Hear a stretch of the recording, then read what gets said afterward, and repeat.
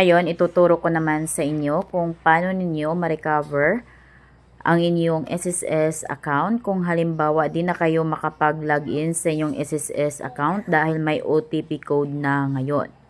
So, para ma-recover or ma-open nyo na yung SSS account ninyo, kailangan yung magpa-change ng inyong contact number sa mismong SSS.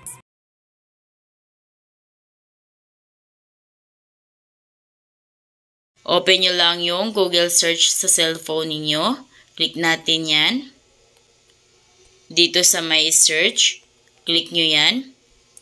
Dito sa search, i-search lang yung SSS E4 form. Ayan, lumabas na yung ganito. Member data change request. Ito na yung form. Click natin yan. Then, dito mamili kayo kung paano ninyo ito ma-download. So, piliin ko is yung Google Chrome. Click natin yan. Then, click nyo yung download. So, nakalagay sa akin is download again dahil meron na ako nyan. Click nyo yung download.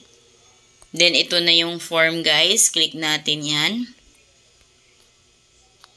Then, dito mamili kayo kung paano natin ma-open yung o matingnan yung form. Click natin tong WPS Office dahil yun yung meron ako. Ayan. So, ito na yung form.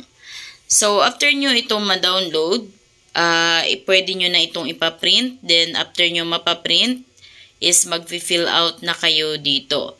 Then, take note pala dito guys, is meron naman kayong option kung halimbawa ayaw nyong magpa-print nito.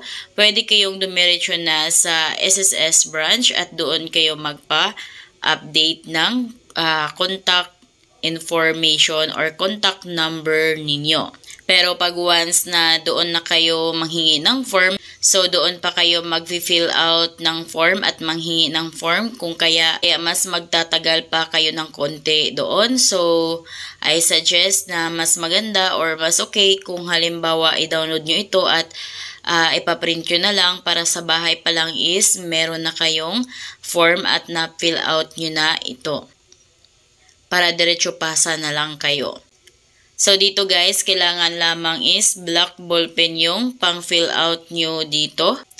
Then, dapat naka-capital letter or big letter. So, dito guys, sa pag-fill up naman ninyo, so fill upan nyo lang itong mga information na andito, yung SSS number ninyo, kung kailan kayo pinanganak, kung may tax identification kayo, pero kung wala, wag nyo lagyan.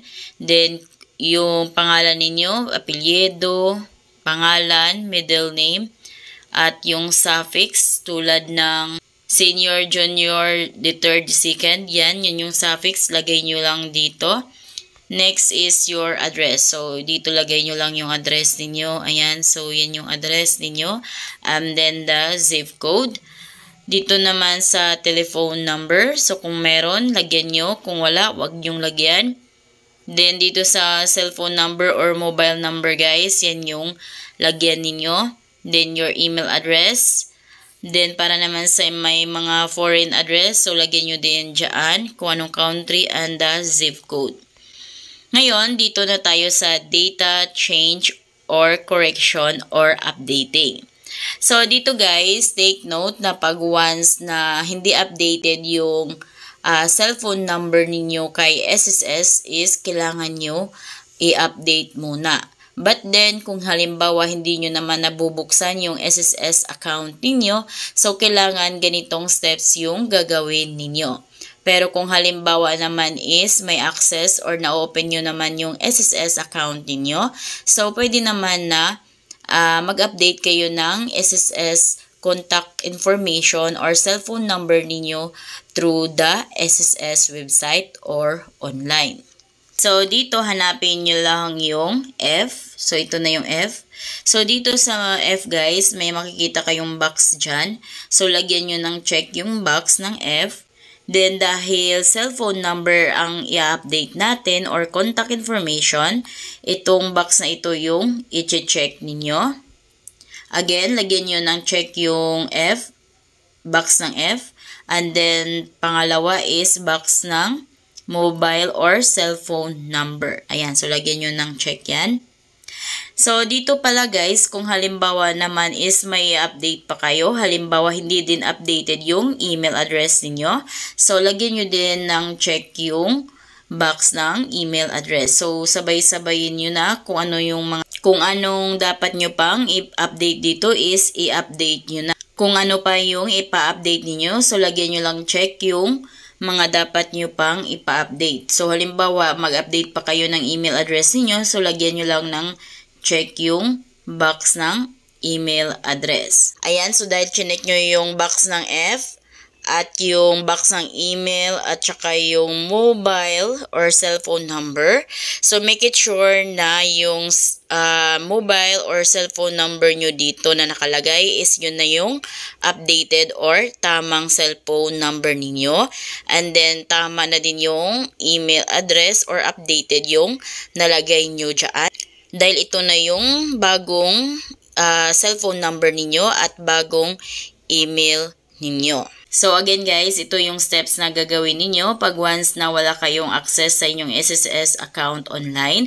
So dahil may updating of contact information naman, basta may access kayo ng SSS account ninyo. So ayan guys, yan lang yung pipill upan nyo sa first page.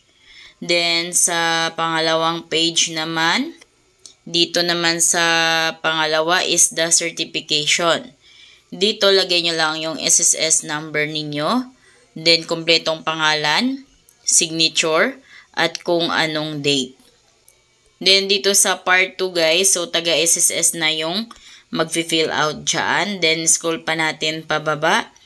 Then dito pala guys, makikita nyo yung mga requirements na kailanganin ni SSS. For more information, basahin nyo yan. Ngayon, pag once na napa-change nyo na ang inyong cellphone number sa SSS, so i-recover nyo na ito online. So pwede nyo na itong ma-recover online dahil updated na ang inyong cellphone number. Ngayon, open nyo lang yung Google search ng cellphone ninyo.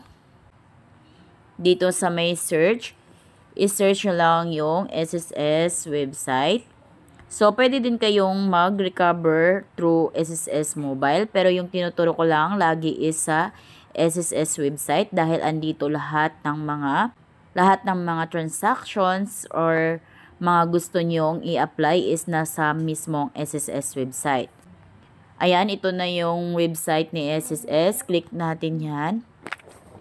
Then, dito, makikita nyo na agad yung create my.sss, click nyo lang yan. Pagka-click nyo yan, makikita nyo na dito yung member login.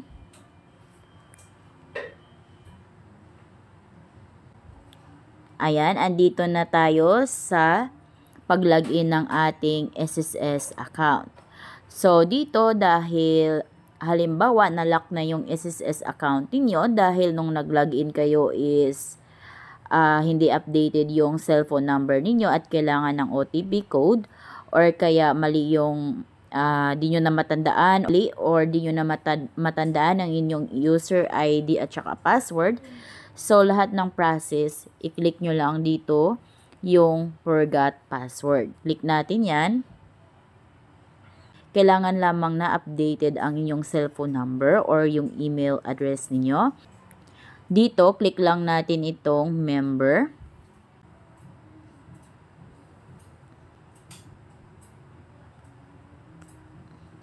So, dito meron kayong 4 na process na gagawin. So, dito multi-factor authentication at yung security questions. So, click natin tong multi-factor authentication muna. Click natin yan. Then, click next. Dito, lagay lang natin ang ating SSS number or kaya CRN. So, pag hindi niyo alam yung CRN number niyo, SSS number na lang. Ayan, nailagay ko na yung SSS number ko. Dapat naka-color green na check yan.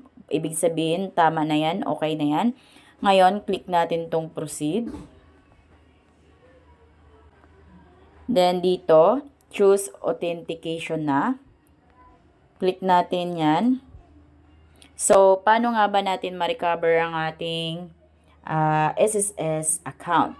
So, mamimili kayo kung through one-time PIN ba or kung kaya one-time PIN through email. Ayan. So, mamimili kayo nito sa dalawa kung paano ninyo ma-recover ang inyong SSS account. So, dito, piliin na lang natin yung one-time PIN through email. Click natin yan. So, yan muna ang piliin natin. So, dito, maintenance yung system ni SSS. Kung kaya, piliin na lang natin yung one-time PIN through text. Ayan, click natin ulit yan. Palitan natin ng SMS. Ayan. Then, ngayon, hintayin natin yung OTP code na isend ni SSS sa atin. So, bagong update lang kasi ito guys, kung kaya parang yung system ni SSS is hindi pa ganun ka stable. Kaya, minsan sobrang tagal ng OTP code natin matanggap. Ayan, so as you can see, meron lamang na 5 minutes na matanggap natin ang ating OTP code. Pero, ayan, so hindi pa natin natanggap ang ating OTP code. So, marami akong nababasang mga comments sa aking vlog na kung saan ang tagal dumadating yung OTP code ng SSS. So, nag-expire na ang oras bago dumadating ang OTP code. So, ngayon guys, ganun talaga yung error dito sa ating SSS account. Medyo matagal yung pagkadating ng ating OTP code. So, siguro, mino-workout pa ito ni SSS ngayon dahil ito is bagong update, bagong gawa na SSS, bagong process. Kung kaya ganito gatagal yung matanggap natin yung OTP code. So, ayan, 2 minutes na, hindi pa rin dumadating ang ating OTP code. So, ayan guys, sobrang tagal talaga dumadating yung OTP code. So, sa ngayon, hintayin na lang muna natin na maayos ni SSS ang kanilang system dahil itong code na ito is valid only for 5 minutes. So, ngayon, ang tanging magagawa na lang talaga natin is maghintay sa bagong update nila regarding dito dahil delay yung OTP code nila. So, mag-concern na din tayo sa kanila para malaman din nila na ganito yung system nila, ganito yung update nila. Sobrang tagal ng OTP code. Kung kaya hindi natin ma-process yung gusto nating may process sa ngayon.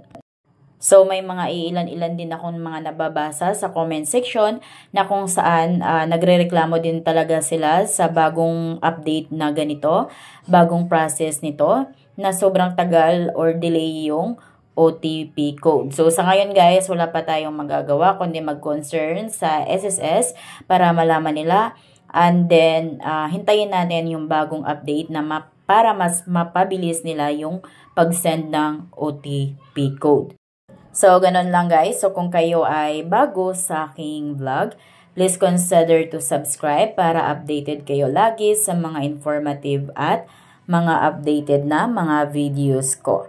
Thank you for watching!